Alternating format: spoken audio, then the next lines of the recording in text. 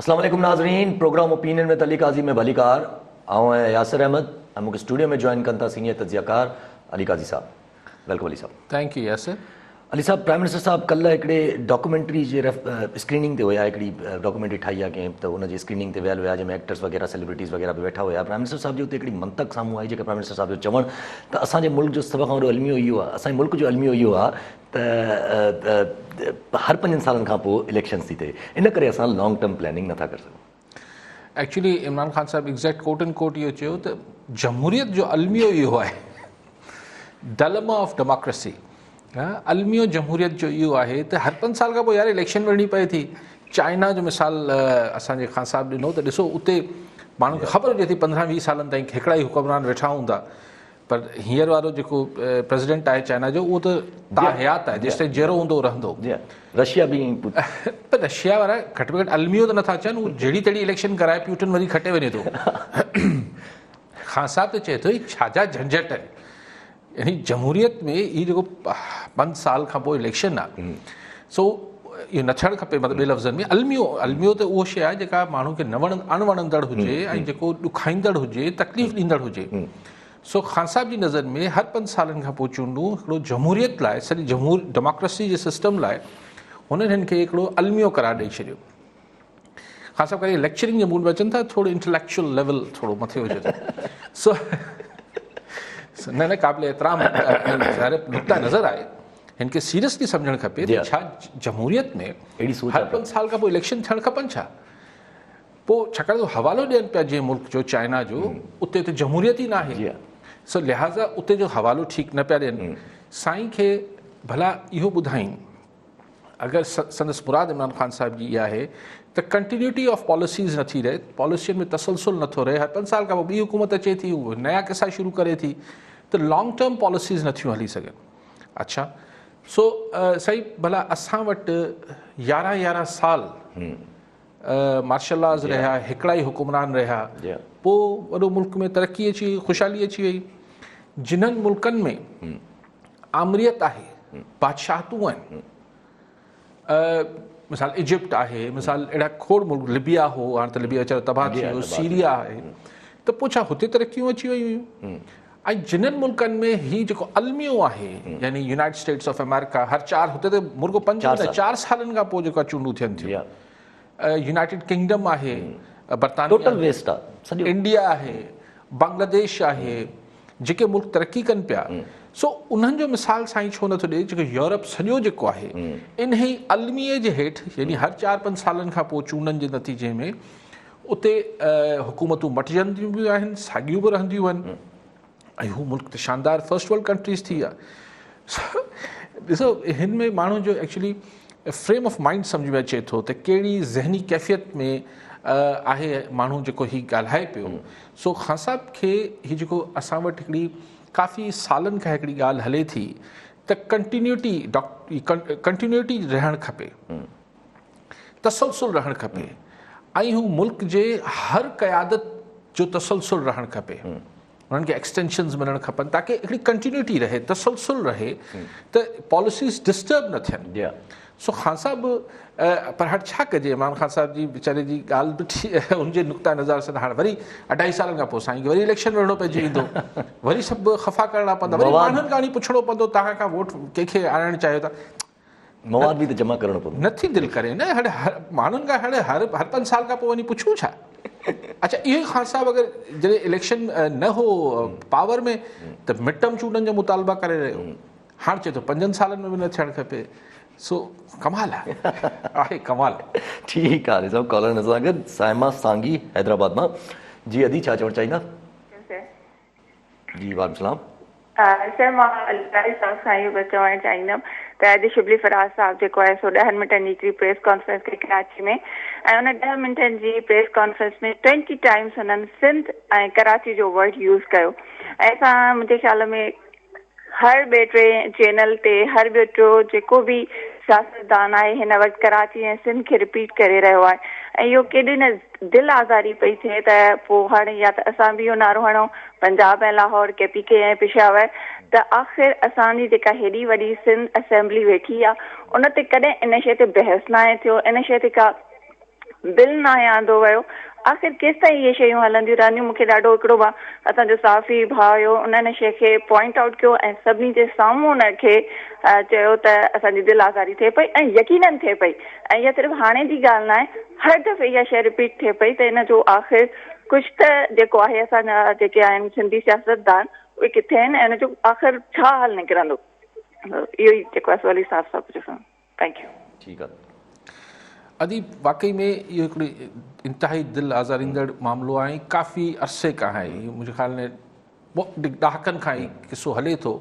हीअ एक्चुअली उन ज़हनियत जी अक्कासी आहे जेको जिन्हनि खे कराची जेका सिंध जी दिलि आहे उहो हुननि खे खुखे थी।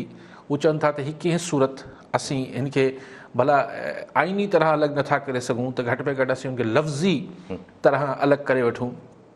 इहा हिकिड़ी क्रोध आहे, हिकिड़ी नफ़रत आहे, हिकिड़ी सिंध आहे, हिकिड़ी अजीब ग़रीब अप्रोच आहे। मतिलबु मूं वटि लफ़्ज़ कोन्हनि ऐं छा हिन ते अर्ज़ु कयां। लेकिन हिन ते बार बार सिंध जो माण्हू ईअं ई रिएक्ट करे थो। ईअं न आहे त माण्हू ॿुधी ॿुधी हिरी वञे। जीअं अदी खे महसूसु थियो, ईअं सभु लखे करोड़े माण्हुनि खे महसूसु थिए थो। ऐं इन करे हीउ जेको रिएक्शन अचे थो ऐं ज़ाहिर के माण्हू खे हीअ असां लाइ हिकिड़ी तरह सां हिकिड़ो कुथो लफ़्ज़ आहे, गार आहे। त गार ते जेतिरो दफ़ो ॿुधबी ओतिरी दफ़ो कावड़ ईंदी। ईअं न आहे त असांखे को असीं हिरी वेंदासीं। इन करे अदी पोइ भेरे जेको टाइम न्यूज़ ऐं पंहिंजी अख़बार जेको एकता जो ॾियारो मल्हायो त उहो इन ई सिरे हेठि हो त कराची सिंध आहे ऐं मतिलबु सिंध जिंद आहे। सो कोशिशि हू पंहिंजी सोच ऐं नफ़रत जी ॻाल्हि कंदा रहनि, पाण पंहिंजी धरती सां मुहबत जी ॻाल्हि कंदा रहंदासीं। ऐं ठीकु आहे, मुंहिंजे ख़्याल आहे त सिंध असेंबली में बि हिन ते को हाणे ईअं ठारा वारा त शायदि पेश करे पास थिया बि हूंदा, पर अगरि लीगली मूंखे ख़बर न आहे त हिन ते को कानून साज़ी थी सघे थी या नथी थी सघे। लेकिन हिनखे अञा सीरियस फोरम्स ते खणणु खपे। ऐं अॼु ख़ान साहब त मुर्गो सिंध खे पंहिंजो मञण खां ई इनकार करे छॾियो आहे। उन ते ॻाल्हायूं था, तव्हां कॉलर वठी वठूं, अचूं था हिन ते। जावेद समो नगर पाकर मां। जी समो साहब, छा चवणु चाहींदा? सर, सभ खां पहिरीं कारी साहब जिन खे सलाम पेश कजे थो। सर, सुवाल अॼु इहो आहे त ॿुधण में अचे पियो त पाकिस्तान हिकु दफ़ो वरी IMF खां कर्ज़ु खणणु वञे पियो ऐं उन जी शर्त तहत जेको आहे वरी हिकु दफ़ो ॿुधण में अचे पियो तेल 10 खां 12 रुपया वधे पियो। ऐं जेकॾहिं पाकिस्तान ऐं IMF जूं ॻाल्हियूं कामयाबु थी वञनि थियूं ऐं जेकॾहिं उहे कर्ज़ु खणनि था ऐं IMF ॾुखिया शर्त शुरूत लागू करे थी त ग़रीब माण्हुनि जी अञा हालात अॻई हालात ख़राबु आहिनि ऐं ईंदड़ 1 या 2 सालनि में उन जा ग़रीब माण्हुनि जी हालात ते कहिड़ा असर पवंदा? सही भयानक असरात पवंदा जावेद साहब। ज़ाहिर है ही ऐं ॻाल्हि इहा आहे त हिन में जेके इंटरनेशनल क्रूड ऑयल जी प्राइसिस आहिनि, तेल जी क़ीमतूं आहिनि, उहो त कुझु न कुझु वधी घटियूं हूंदियूं, पर हिन में जेके असांजा पंहिंजा टैक्सिस ऐं लेवीज़ आहिनि जेके लॻाया आहिनि, हुकूमत घटि में घटि उहो त घटि करे सघे पई। हलो, इंटरनेशनल प्राइस खे घटि नथी करे सघे, पर लेकिन उहो बि इन करे घटि नथी करे जो हुकूमत जा जेके डायरेक्ट टैक्सेशन जा मामलात आहिनि उहे एतिरा नाक़िस आहिनि त हू टैक्स उहो उगाड़े नथी सघे। त पोइ ही इनडायरेक्ट टैक्स उगाड़ियो वञे थो त जीअं सरकार वटि पैसो अचे। ऐं IMF ज़ाहिर IMF त ॾिसे थो बैलेंस शीट, ॼण मुल्क न हुजे को सरकारी या निजी इदारो हुजे, उहो मुल्क जी प्रॉफिट ऐं लॉस ॾिसे थी, बैलेंस शीट ॾिसे थी। चवंदे तव्हां खसारे में आहियो, उगाड़ी कयो। पोइ हिननि वटि ॿियो को तरीक़ो आहे कोन, एॾी का माशी एक्टिविटी आहे कोन, पोइ ही माण्हुनि खे ई पीढ़ींदा रहनि था। लेकिन हिन जो एंड ऑफ द डे अॼु ताईं को मुल्क में दुनिया में शायदि ई को मुल्क हुजे जेको IMF जे पैकेजिस या IMF जे प्रोग्राम जे करे तरक़ी करे वियो हुजे। ही त हिकिड़ी तरीक़े सां हुन सॼे हिकिड़े भंवर में माण्हू फासींदो वञे थो। डेट ट्रैप आहे, सही था चओ, कर्ज़नि जो हिकिड़ो ॼार आहे ऐं उन में ही थिए पियो। हाणे हफ़ीज़ शेख साहब पाण बि को ज़ाहिर सुठा बैंकर ऐं हू त थी सघनि था, त हू बि बैलेंस शीट्स ॾिसनि पिया। सो बिल्कुलु ॾाढो अफ़सोस थिए थो। ठीकु आहे साहब, कॉलर सां गॾु मंसूर अब्बासी शदादकोट मां। जी अब्बासी साहब, छा चवणु चाहींदा? साईं अस्सलाम वालेकुम, साईं जन खे ऐं तव्हांखे। सर, मुंहिंजो अर्ज़ु इहो आहे, इमरान ख़ान साहिबु अॼु जेको चयो त 5 सालनि खां वधीक टाइम हुजणु खपे, पर इमरान ख़ान साहिब जे ख्वाब में राति को आमिर या कोई जनरल त न आयो आहे जो अहिड़ी ॻाल्हियूं करे पियो। ऐं नंबर ॿी ॻाल्हि चयो पियो त संद असांजो सूबो बि कोन्हे को, असां हुते तमामु घणा पैसा ॾिना आहिनि। हाणे 180 अरब त ॾिना अथऊं ग़रीब माण्हुनि खे जेके किफ़ालत प्रोग्राम में आहिनि, पर हे जेको रोज़ महांगाई करे 500-800 अरब खां वधीक जेको आहे माण्हू खे खसे वरिता आहे न, इन जो हिसाब किताब कीअं थींदो सर? ठीकु आहे। ख़्वाब में जिन आयो अलाए ज़वलक आयो केरु आयो जेको चए त या चाइनीज़ प्रेसिडेंट आयो हुजे त ॾिसो मां कीअं हलां थो बिना के ताहयात थी वियो आहे सदर आहिनि। सही जेका सिंध अॼु कमाल कयो अथनि ख़ान साहिबु तूं क़तल करे हो के करामात करे हो की ॻाल्हि इहा आहे त ही छा आहे त सिंध असांजो न आहे। हाणे यकीनन हू चवण इहो चाहींदो त PTI जी हुकूमत न आहे, सूबो त ख़ान साहिबु तव्हांजे मुल्क जो ई आहे जंहिंजा तव्हां प्राइम मिनिस्टर आहियो, ईअं न कयो। सफ़ा लातालुकी सिंध सां सफ़ा लातालुकी।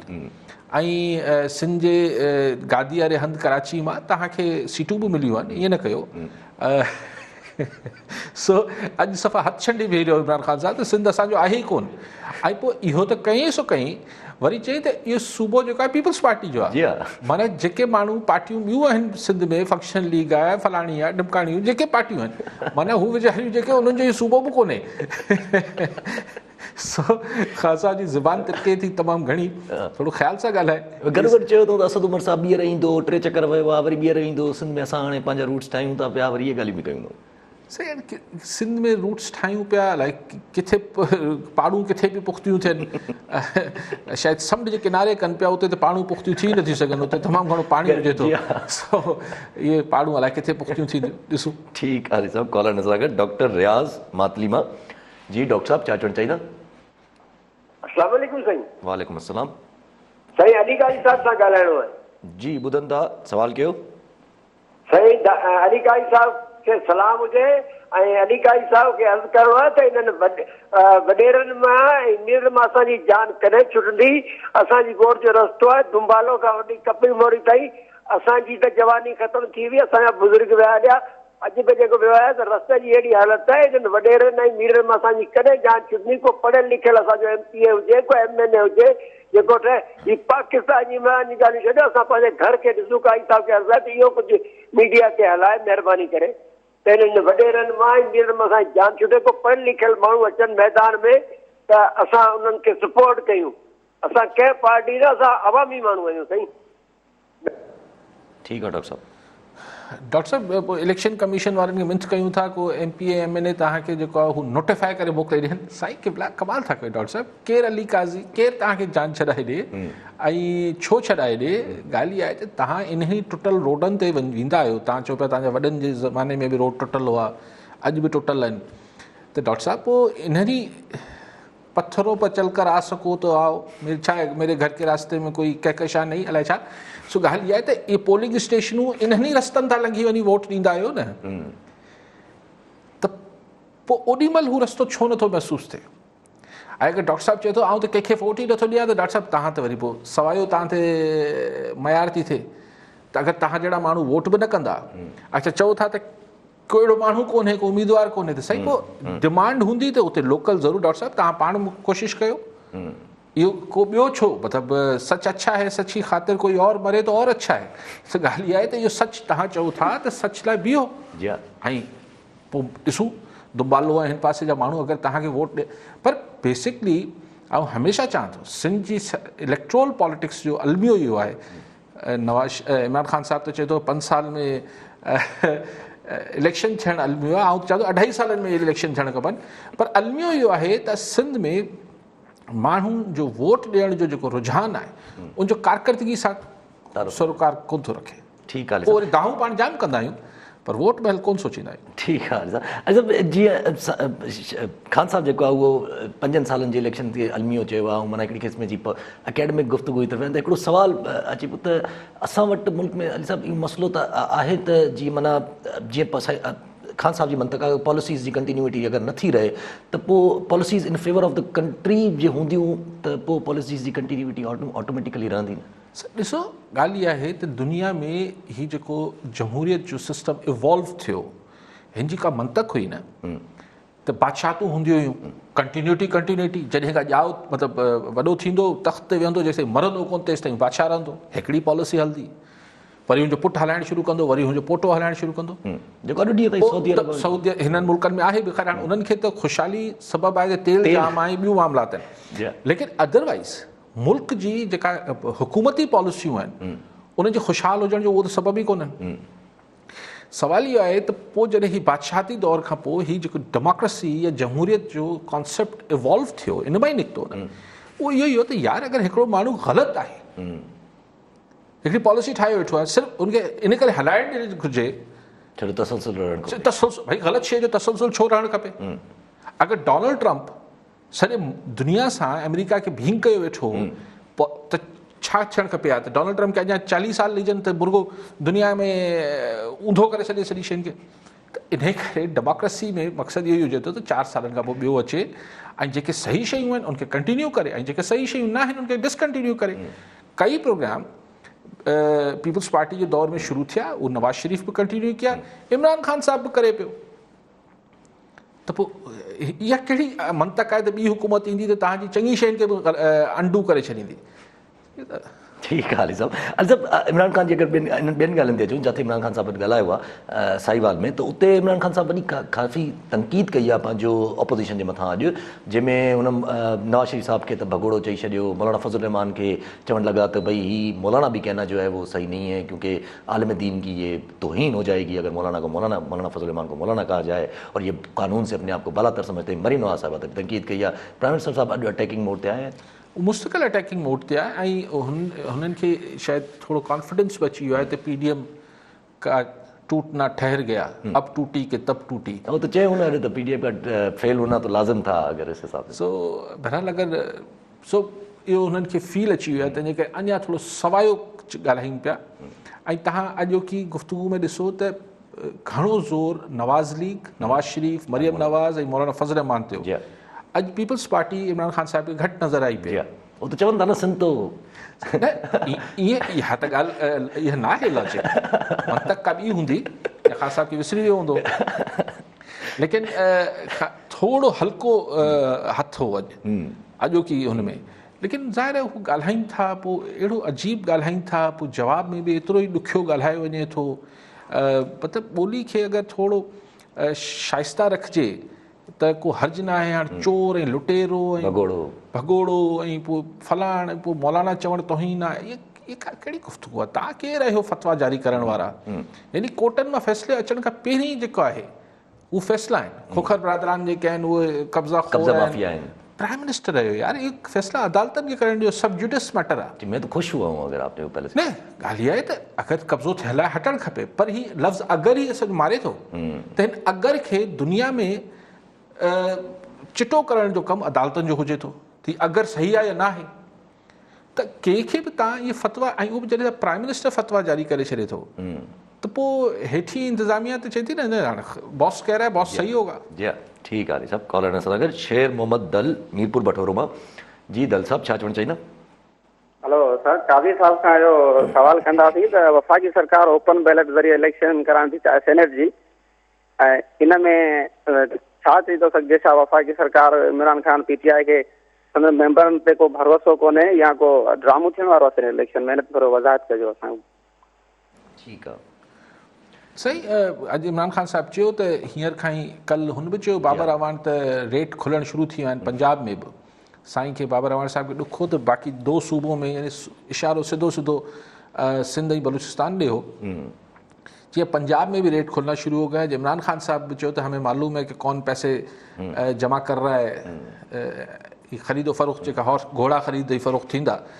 त लेकिन इहो आहे त खान साहब इन ते दाहूं भले कंदो रहे, ही मुंहिंजे ख़्याल में more of a political point scoring आहे। साइड ट्रैक करे पियो खान साहब, open won't know open vote. हाणे को जेको आहे हू को हिडन हैंड्स, को खुफिया हथ को कमु ॾेखारे वञनि खान साहब सां, त ॿी ॻाल्हि आहे, न त हुकूमत जे MPS खे टोड़णु ॾुखियो हूंदो आहे। ठीकु आहे साहब। कॉलर सां गॾु मोहम्मद बख्श लोराणी थाणा बुला खान मां। जी लोराणी साहब छा चवणु चाहींदा? ऐं अली काज़ी साहब खां मुंहिंजो सुवालु आहे त तक़रीबन 2-3 महीननि खां काफ़ी मूं शायदि हिकिड़े उर्दू सिलसिले निगार जो तजियो ॿुधो ऐं काफ़ी ख़बरूं ॿुधूं था त चयो इहो वञे थो त PDM मां जॾहिं पीपल्स पार्टी ढरी थी आहे त चयो वञे थो त पीपल्स पार्टी खे ग्रीन सिग्नल मिलियो त 2000 तव्हां हिन हुकूमत खे टेन्यूअर पूरो करण जो, 2023 में जेको सेटअप ईंदो इन में तव्हांखे एडजस्ट कयो वेंदो। वफ़ाक़ में उते वञे थो पीपल्स पार्टी खे हुकूमत ॾिनी वेंदी ऐं सिंध में ॾिनी वेंदी। छा अली काई साहब तव्हां सम्झो था त पीपल्स पार्टी एॾी मेजॉरिटी सां खटी ईंदी, अची सघे थी मर्कज़ में हिकु बार वरी ॿिए हिसाब खां सवाइ तव्हां अहिड़ी कंडीशन महसूसु कयो था, थी सघे थो? लोराणी साहब, ॻाल्हि इहा आहे त तव्हां पाण चयो त हुननि सां डील थी, मुबैना डील, जीअं लोराणी साहब चवनि था, मूंखे ख़बर न आहे, ग्रीन सिग्नल मिलियो आहे त तव्हांखे एडजस्ट कयो वेंदो, यानी सिलेक्शन थींदी पोइ त पोइ त कुझु बि थी, त पोइ सिलेक्शन त लोराणी साहब कुझु बि थी सघे, हुन ते आऊं छा चवां। ऐं हुन ते त लोराणी साहब केरु कुझु नथो चई सघे। अगरि थो थी सघे लोराणी साहब पाण बि मेंबर थी वञे, अगरि सिलेक्ट थी वञे, बाक़ी थाणे बोला खान मां अदरवाइज़ लोराणी साहब जो इलेक्शन खटणु ॾुखियो आहे, पर अगरि सिलेक्शन थिए त मे बि लोराणी साहब जो बि वारो नंबर निकिरी अचे, क्रो निकिरी अचे। लेकिन अगरि इलेक्शन थिए थी ऐं इलेक्शन निस्बतन फेयर इलेक्शन थिए थी, मुंहिंजो ही कंसिडर्ड ओपिनियन आहे त मरियम नवाज़ इलेक्शन मुहिम अगरि हलाइण ॾिनी वई हुनखे ऐं हुन महिल ताईं हू स्क्रीन ते हुजे त पंजाब मां मूंखे नवाज़ लीग जे साम्हूं को नज़र नथो अचे। अगरि आऊं पंहिंजी राय में बि आऊं ग़लति आहे, अगरि 2.5 सालनि खां पोइ इलेक्शन थियणो आहे, जीअं साईं चवनि पिया, कल्ह छोटो साहिबु असांखे अलाए किथां उॾेरोलाल मां शायदि उन्हनि त चयो त बसि वही हुकूमत। सो हाणे ख़बर न आहे, दुरानी साहिबु चवनि पिया 2023 ताईं। सो अगरि 2.5 सालनि में घणो पाणी आहे जेको अञा पुलनि जे हेठां लंघणो आहे साईं दुरानी साहिबु, लेकिन हींअर एट द मोमेंट आऊं सम्झां थो त अगरि इलेक्शन निस्बतन फेयर थी आहे त पंजाब ॾुखियो थी वेंदो नवाज़ लीग खां वठणु। ठीकु आहे अली साहब, कॉलर सां गॾु तौफ़ीक़ अहमद नसराणी कंदकोट मां। जी नसराणी साहब, छा चवणु चाहींदा? साईं, मुंहिंजो अली काज़ी साहब को इहो सुवालु आहे त जेको आहे शहीद कोटा जो 2013 शहीद आहे डिस्ट्रिक्ट कश्मीर जो, अञा ताईं हुनखे ऑर्डर न मिलियो आहे। इहो महिरबानी अली काज़ी साहब खे चऊं था त इहो महिरबानी करे असांखे हलाए वञे त असांखे अञा। पर जेके थाणा मुलाक़ात में साईं हुआ उन्हनि चयो पियो त प्राइम मिनिस्टर फेडरल हुकूमत त पंजाब जो मूं ज़िक्र इन करे कयो पियो लोराणी साहब त अगरि पंजाब मां जंहिंखे अक्सरियत मिलंदी आहे उहो ई प्राइम प्रोबेबली घणो इम्कान इहो ई हूंदो आहे, ऐं जेको पंजाब मां अक्सरियत वठंदो आहे उहो ई प्राइम वफ़ाक़ी हुकूमत ठाहींदो आहे। त मूंखे अगरि निस्बतन फेयर इलेक्शन थी वई त मूंखे इलेक्शन थी, सिलेक्शन जी ॻाल्हि न पियो कयां। साईं जी कंदकोट मां फ़ोन कयो, साईं बिल्कुलु सनकोट आहे या जेको बि क़ानूनी तौर ते हक़ आहे, ही अजायो ईं घाइणु न खपे। अगरि कंहिं नौजवान जी नौकिरी ॾियणी आहे त 6 महीना हुनखे ख्वार करे रुलाए ॾियणु बदिरां अॼु ॾेई छॾियो ऑर्डर त हुनजी बि ज़िंदगी अॻिते वधे। ठीकु आहे अली साहब, ट्रांसपेरेंसी इंटरनेशनल वारो जेको इशू हो उन ते वरी अॼु प्राइम मिनिस्टर साहब खां जॾहिं सवाल कयो त प्राइम मिनिस्टर साहब जे चवण त मां पढ़ी ई न आहे रिपोर्ट। कल्ह प्राइम मिनिस्टर साहब चयो त 2017-18 जी हिन में डेटा आहे ऐं PMLN जी डेटा आहे, ऐं हीअ पाण हिननि जो करप्शन थियल आहे, असांजी न आहे थियल। अॼु ख़बर पई त 2019 जी डेटा आहे, हुन में प्राइम मिनिस्टर साहब इमरान ख़ान साहब जी गवर्नमेंट हुई हुन वक़्तु। अच्छा, इहा कल्ह ॻाल्हि मूं चई त मूं रिपोर्ट पढ़ी कोन्हे, पर ख़ान साहब प्राइम मिनिस्टर थींदे बि कल्ह चई छॾिया, पर कल्ह चई त उर्दू में तर्जुमा होगा तो उनको समझ में आएगा। कल ताईं साईं खे ग़लतफ़हमी हुई त ही नवाज़ लीग जे दौर जो डेटा ट्रांसपेरेंसी इंटरनेशनल इस्तेमालु कयो, अॼु त वज़ाहत थी वई। अॼु ख़ान साहब फ़ौरन चयो त मूं पढ़ी कोन्हे रिपोर्ट, पर पढ़ो न पढ़ो रिपोर्ट त पधरी लॻी पई आहे। ऐं एक्चुअली छा आहे त करप्शन जेको असां वटि सरायत करे वई आहे सॼे सिस्टम में, हू लतीफ़ो आहे त जेके छोलियूं अचनि थियूं समुंड जूं, इन ते बि कंहिंखे ॻणण लाइ विहारे छॾियो त उतां बि पैसा कमाए वठंदो। ख़ाली आहे त असां वटि ईअं ख़ान साहब चए थो करप्शन ख़तमु थिए। ठीकु आहे अली साहब, कॉलर हिन सां गॾु आफ्ताब अहमद मेमण कोटड़ी कबीर मां। जी मेमण साहब, छा चवणु चाहींदा? अस्सलाम वालेकुम साईं खान साहब।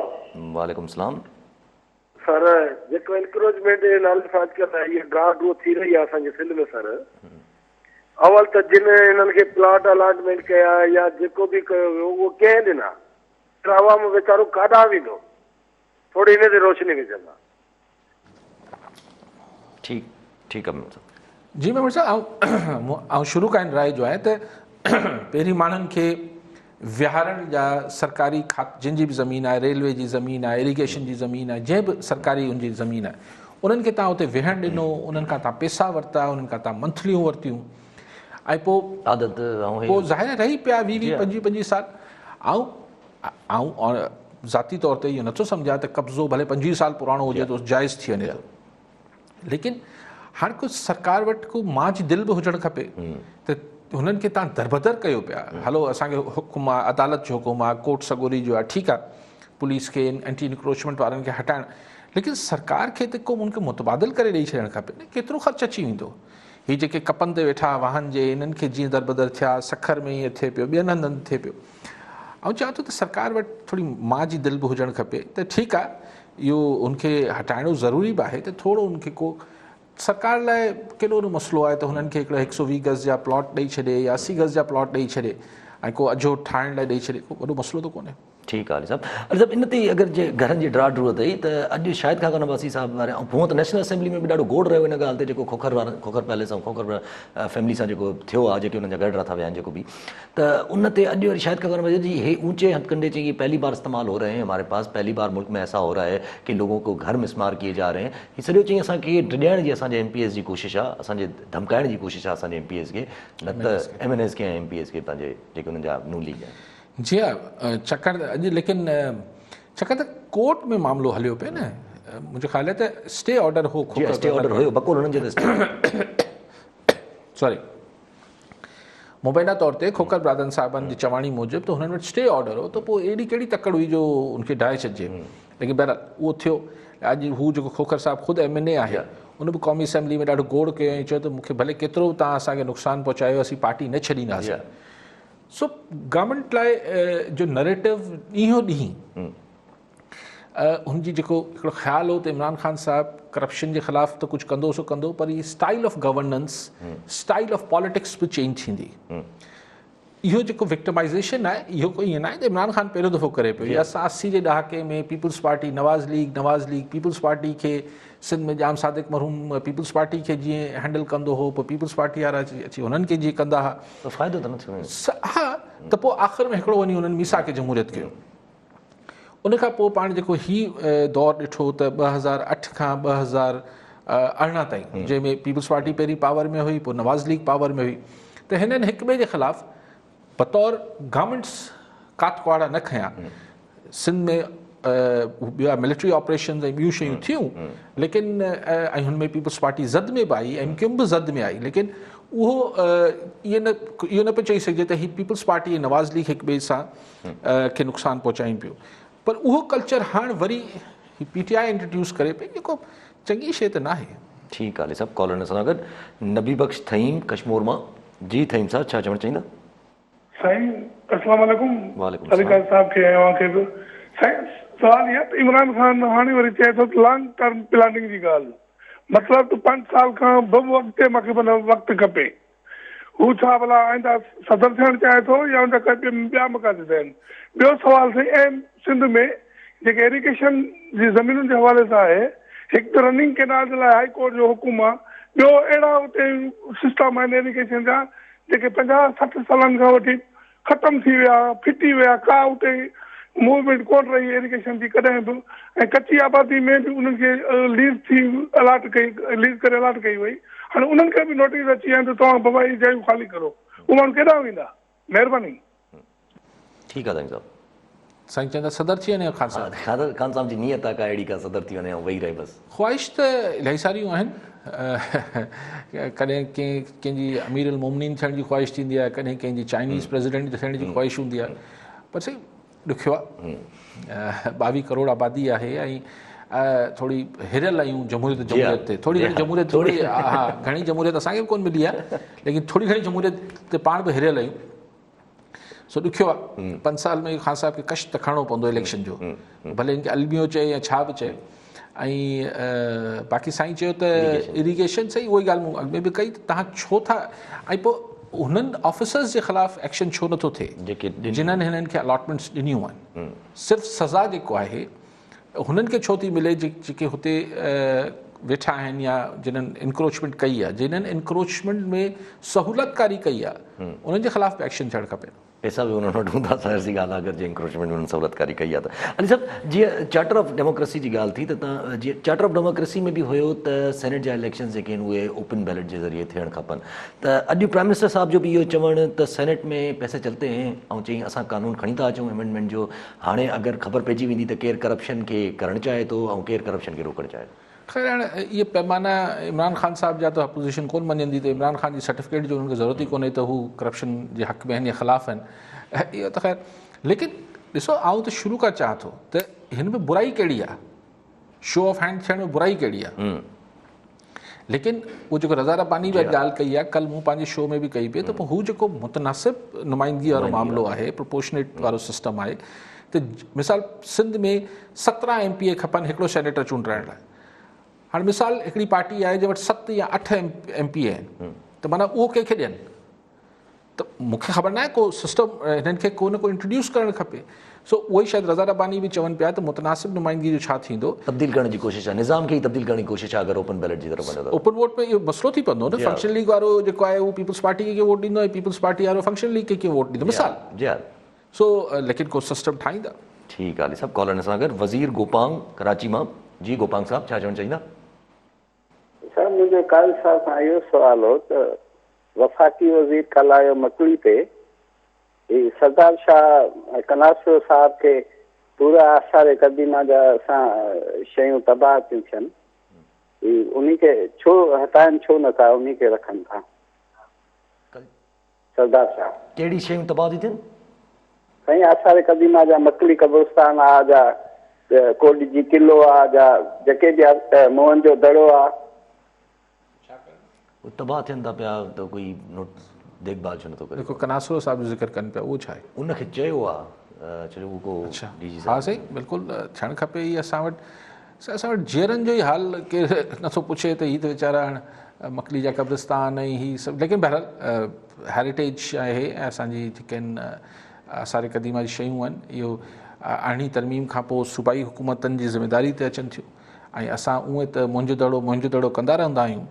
असीं अज़ीम क़ौम आहियूं, मुंहिंजो दड़ो जो असां वी फील प्राइड, हिकिड़े हुन सां चवंदा आहियूं त मुंहिंजो दड़ो ओल्डेस्ट सिविलाइज़ेशन आहे। हुन ओल्डेस्ट सिविलाइज़ेशन जो असीं हाल छा पिया कयूं, असांजो ही डिपार्टमेंट्स छा पिया कनि कल्चर ऐं जेके, सो बदकिस्मती आहे आर्कियोलॉजी साइट्स, आर्कियोलॉजिकल साइट्स जी तबाही आहे। ऐं बिल्कुलु आउं एग्री कयां थो तव्हां सां गोपाल साहब। इहो असां वटि त सोन सम्झ में ईंदो आहे न त अहिड़नि डिपार्टमेंट्स जी पोस्टिंग थिए। ठीकु आहे सर। अच्छा, प्राइम मिनिस्टर साहिब जो चवणु त साॻियो यकसां तालीमी निज़ाम आहे, सेम तालीमी निज़ाम असां खणी था अचूं पिया ऐं अप्रैल खां मुल्क में लागू थी वेंदो सेम तालीमी निज़ाम। पोइ कैम्ब्रिज सिस्टम में जेके ॿार पढ़नि पिया उहो बि उहो ई पढ़ंदा? हाणे वला आलम सेम पॉलिटिक्स कीअं थींदो? छा कैम्ब्रिज सिस्टम ही जेके ए लेवल ऐं ओ लेवल ॿार कनि पिया, चलो 9th मैट्रिक वारनि खे त फेडरल बोर्ड ऐं प्रोविंशियल बोर्ड्स जेके आहिनि अगरि थी वञनि, अवल त हीअ ज़िद कहिड़ी आहे, हीअ ॻाल्हि ई अजाई आहे। तव्हांखे मतिलबु साॻियो तालीमी निज़ाम कीअं कंदो? सिंध में सिंधी पढ़ाई वञे थी ऐं पढ़ाइणु घुरिजे, पोइ पंजाब में सिंधी पढ़ाईंदो छा? सो इहो हिकिड़ी बाक़ी हाणे तव्हांखे कुझु सब्जेक्ट्स में शयूं हिकिड़ी कोलैबोरेशन सां करणु खपनि, ठीकु आहे, जिथे को एतिराज़ात आहिनि प्रोविंशियल बोर्ड्स ते उते तव्हां करे वठो, पर मुंहिंजो त नुक़्तो इहो आहे त जेके तव्हांजा ही कैम्ब्रिज सिस्टम जा स्कूल्स आहिनि ए लेवल ऐं ओ लेवल, हिन में सिंधी छो नथी पढ़ाई वञे? इहा ॻाल्हियूं करे करे करे मुंहिंजी अछी ॾाढी थी वई। पर मुख़्तलिफ़ वज़ीरनि साहिबान एजुकेशन में आया, मुख़्तलिफ़ ठारा पास थिया सिंध असेंबली जा, पर ही प्राइवेट स्कूल्स वारा ॾाढा आहिनि, नथा पढ़णु ॾियनि। सो बेसिकली त ऐं पोइ तव्हांजी सरकारी तालीम जो त हाल तव्हांजे साम्हूं आहे, लेकिन कोशिशि वठणु खपे त हिन अञा बि हिन हुकूमत खे गुज़ारिश ई करे सघूं था त हिननि स्कूल्स में सिंधी पढ़ाई वञे। ठीकु आहे अली साहब।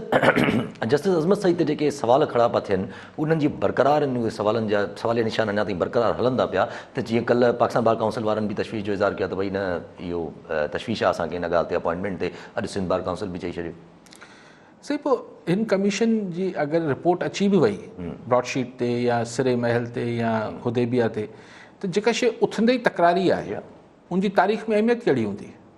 उन कमीशन जी तारीख़ में अहमियत कहिड़ी हूंदी जंहिंजो सरबराह वन मैन कमीशन आहे, उहो हिकिड़ो ई माण्हू आहे, उहो ई तकरारी आहे। असां वटि जुडिशरी जा हिकिड़ा जीअं असांजे ॿियनि इदारनि में, ॿियनि सियासत में, सिविलियन गैर सिविलियन इदारनि जी हिकिड़ी डिघी तारीख़ आहे, त जुडिशरी बि उनमें अहिड़ा किरदार त हुजनि था आसमत सईद साहिब जहिड़ा, ऐं पोइ मुख़्तलिफ़ शयूं थियनि थियूं। छा चइजे, ज़िद आहे बसि गवर्नमेंट जो त इनखे अपॉइंटमेंट इहा बरक़रार रखणी आहे।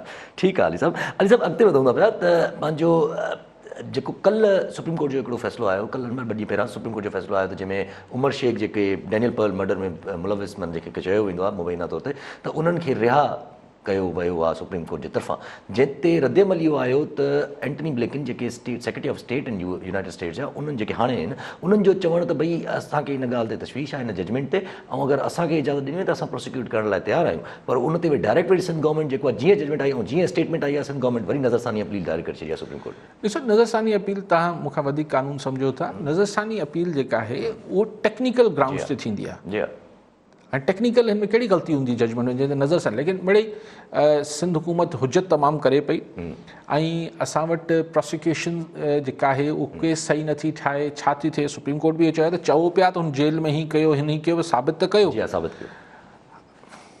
उज़ैर बलोच साहब अॼु ख़ैर सां ॿिनि वधीक केसिस में बरी थी विया आहिनि, 8 केसनि मां बरी थी विया आहिनि। सो हाणे ॻाल्हि इहा आहे त शयूं हुजणु हिकिड़ी ॻाल्हि हुजे थी त भई ही माण्हू करप्ट आहे, ही माण्हू ॾोहारी आहे, ही माण्हू मंशियात फरोश आहे, ही माण्हू कब्ज़ा, पर उनखे अदालत में साबित तव्हां रुगो तव्हांजे चवण सां कोन थी वञे थो। सो पर जिथे मर्ज़ी हुजनि थी उते बकरी चोर खे हाफ फ्राई फुल फ्राई करे छॾीनि था। बाक़ी हाणे हलनि था पिया।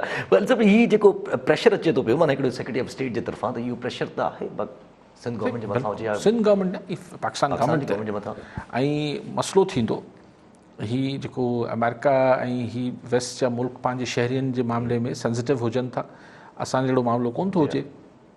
सो आउं सम्झां थो त ही नेगेटिव ही वियो हूंदो, पर हाणे अदालत सगोरी आहे करे छॾियो अथनि। अदालत सगोरी जा अदालत त ज़ाहिर आहे हिन जा चइबो आहे त अखियुनि ते पटी हूंदी आहे, उहो त सिर्फ़ु कानून ॾिसंदा आहिनि। जीअं असांजो चौधरी इफ्तिखार साहब रेकोटिक केस कंपनी खे उॾाए छॾियूं, ठेके खे रद्द करे छॾियूं, त अॼु ताईं भोॻे पियो पाकिस्तान। सो जज साहिबान आहिनि, फ़ैसिला आहिनि, हुते इहे मामला ॾाढा मज़ेदार थियनि था। असां वटि ब्रॉडशीट वारो जेको मामिलो थियो आहे उहो बि ॾाढो मज़े रोको कतार करे वियो आहे। ब्रॉडशीट वारे मामले ते जनरल अमजद जेके उन टाइम ते नैब जा अॻूणा चयो न, उन्हनि जो चवणु त भई ब्रॉडशीट में त ब्रॉडशीट असांजी का मदद न कई आहे, रहंदो न हिकिड़ी ॿी कंपनी साम्हूं अची वई आहे जंहिंखे मैट्रिक्स जे नाले सां का फर्म आहे, जंहिंमें ब्रॉडशीट वारनि खे त पैसा मिलिया पाकिस्तानी गवर्नमेंट जे तरफ़ां, वरी पाकिस्तानी ब्रॉडशीट वारनि जेको आहे मैट्रिक्स फर्म खे हायर कयो नवाज़ शरीफ़ साहब जी प्रॉपर्टी ॾेखारण लाइ, कमु कंहिंखां न थियो। मुंहिंजो न हिकिड़ा हूंदा आहिनि परसेप्शन्स, त साईं अरबे रुपया अरबे डॉलर आहिनि हिननि वटि, पर जॾहिं साबित कीअं कंदो भाई, कया सारा ई त उन्हनि पाण चयो न, पाण बि चवनि पिया त उहो असां जेको आहे उहो हिकिड़ी असांजो ईअं ई ख़्यालु हो त एतिरा पैसा हूंदा घटि में घटि। सो एतिरे अरब डॉलर जी प्रॉपर्टी हूंदी। सो ॾिसो मां त उहो ई चवां थो, ही ब्रॉडशीट केस जेको आहे हिन ते वन मैन कमीशन त ठाहे छॾी अथनि, त उहो त ॿियनि मसइलनि लाइ, लेकिन नैब ख़ुदि इनिशिएट छो नथी करे इंक्वायरी पंहिंजे ई ख़िलाफ़, पंहिंजे अॻूणनि सरबराहनि ऐं टीम जे ख़िलाफ़ जिन्हनि हिकिड़ी मुल्क खे एतिरो नुक़सानु पहुचायो, 29 मिलियन पाउंड्स ॾियणा पइजी विया, डॉलर ॾियणा पइजी विया, पाउंड्स, त पाण नैब इनिशिएट करे न इंक्वायरी, इरिगेशन या हाईवे या फलाणे जे हिकिड़े अरिड़हें ग्रेड अफसर जे ख़िलाफ़ त देरि नथी करे नैब, पोइ या पॉलिटिशियन जे ख़िलाफ़ बि देरि नथी करे, पर हिते करे आहे न, त नैब पंहिंजे ख़िलाफ़ बि त हिकिड़ी इंक्वायरी कंडक्ट करे न। ठीकु आहे सर, इंक्वायरीज़ सां ई अगरि कनेक्ट कयूं था त पिया त इंक्वायरीज़ त पूरियूं थियनि थी पियूं। इंक्वायरीज़ हिकिड़ी FIA बि पूरी करे छॾी, जंहिंमें जेको पंहिंजो असांजो जाली लाइसेंस वारो मामिलो हुयो, उनमें 40 लाइसेंस खे 40 पायलट्स जे मथां जेको आहे उहो केस दाख़िल कयो वियो आहे। सिविल एविएशन जा 8 मुलाज़िमिन जेके ऐं हिकिड़ो प्राइवेट माण्हू आहे जंहिंमां 6 ॼणनि खे ऑल टुगेदर हिन सभिनि मां गिरफ़्तार करे चुकी आहे FIA। साईं हीअ त हिकिड़ो अजीब कमु थी वियो आहे, हीअ त असां लाइ वॾो हिकिड़ो शर्मिंदगी जो बि ऐं असां लाइ नुक़सान जो वॾो मौज़ू। हीअ असांजे मौसूफ़ वज़ीर साहिब जेके आहिनि, छा नालो अथनि, ग़ुलाम सरवर साहिब जेके एविएशन जा वज़ीर आहिनि, हीअ जेको पेंडोरा बॉक्स खोले छॾियो अथसि। ऐं हाणे PIA में पॾे पाकिस्तानी बि वेहण खां हाणे घबराइनि था त अलाए पायलट जेको आहे की ईअं कल्ह ताईं टैक्सी ड्राइवर हुजे त ओचितो वञी जहाज़ खे थंभे में आणी छॾे। सो ॻाल्हि इहा आहे त हिकिड़ी अजीब मश्करी करे छॾी अथनि। ऐं पोइ इहा ॻाल्हि बि को भला हाणे करे खुटायो किसे खे, हिकिड़ी FIA वरी चई छॾियो आहे, वरी हाणे 40 पायलट्स अगरि जाली डिग्रियुनि ते आहिनि या सो मज़ाक ठाहे छॾियो अथनि। ॾिसी ही असां हिन गवर्नमेंट जेको कमु शुरू कयो आहे उहो अंग्रेज़ी में चइबो आहे त चौक ते वेही पंहिंजा कपिड़ा धोइणु, त सॼी दुनिया में गंद ॿाहिरि कढी छॾियो अथनि। ॻाल्हि इहा आहे त तव्हां अपोज़िशन खे सिर्फ़ु ख़्वार करण जे चकर में तव्हां मुल्क की बि त नेकनामी त कोन पिया कयो। सो ट्रांसपेरेंसी इंटरनेशनल जेसि ताईं कल ताईं ख़ान साहब खे ख़बर हुई त ही पुराणा नवाज़ लीग जे दौर जी ॻाल्हि पिया कनि त हुनजी ॾाढी ख़ैर मक़दम कनि पिया। भई ख़ैर मक़दम त नवाज़ शरीफ़ जो दौर हुजे या ख़ान साहब जो दौर हुजे, आहे त मुल्क जो दौर न, त मुल्क जी बदनामी त ख़ुशि कीअं था थियो। सो अजीब रवैयो अजीब आहे। ठीकु आहे सर। अच्छा आख़िरी अगरि तव्हां खां सियासी हिसाब सां हिकिड़ो सवाल करे वठूं त मरियम नवाज़ साहिब जो चवणु त करप्शन के बादशाह आहियो जो कि हमारे ऊपर 10 दिए गए हैं इमरान खान साहब जे लाइ, जेको ट्रांसपेरेंसी इंटरनेशनल जी रिपोर्ट खां पोइ पुराणे दौरनि में ईअं थियो आहे त जॾहिं अहिड़ी रिपोर्ट्स आयूं आहिनि त वाक़ई अटैक थियो आहे गवर्नमेंट जे मथां करप्शन जे हिसाब सां। हिन चकर अगरि अहिड़ी रिपोर्ट अचे थी पई त पोइ एतिरो फ़िलहाल ऑपोज़िशन हालांकि अटैक करे थी, पर छा तव्हां सम्झो था त इहो अटैक जेको आहे उहो काफ़ी वञी इमरान खान खे हर्ट कंदो? न, इमरान खान पर्सनली अञा ताईं जेको आहे उन ते कोई स्कैंडल त न आयो आहे न, लेकिन हर्ट त करे पियो। हीअ सभु शयूं हल्का हल्का धक आहिनि जेके लॻनि पिया, लेकिन अपोज़िशन ख़ुदि कंफ्यूज़ आहे। PDM जेको आहे उहो ख़ुदि जेको आहे उनखे सम्झ न पई अचे त असीं छा आहियूं, असीं वाक़ई में अपोज़िशन आहियूं या असांजो कुझु मामिलो ॿियो आहे। ऐं पाण में सिफ़नि में जेको आहे भले वज़ाहतूं ऐं तरदीदूं कनि त PDM में इतफ़ाक़ राय आहे ऐं सभु कुझु ठीकु आहे, मे बि हुजे बि, लेकिन को लाइन ऑफ एक्शन, को गेम प्लान नज़र न पियो अचे। जीअं हुननि शुरू 3 महीना अॻु गेम प्लान ॾिनो, लाइन ऑफ एक्शन ॾिनो त असीं हीअं कंदासीं, पोइ हीअं कंदासीं, पोइ हीअं कंदासीं ऐं पोइ धड़न तख़्ता हो जाएगा। हाणे वरी हिकिड़ी प्रेस कॉन्फ्रेंसिस ते ज़ोर आहे, हिकिड़ी मुबहम गुफ़्तगू आहे, बाक़ी हिननि वटि ख़ुदि वटि को line of action, concrete line of action मौजूदु, कंफ्यूज़ थी विया आहिनि। ठीकु आहे अली साहब, वरी महिरबानी अली साहब। नाज़रीन, अॼु जे प्रोग्राम जो वक़्तु पूरो थियो, वरी मिलंदासीं ईंदड़ प्रोग्राम में। दुआनि में।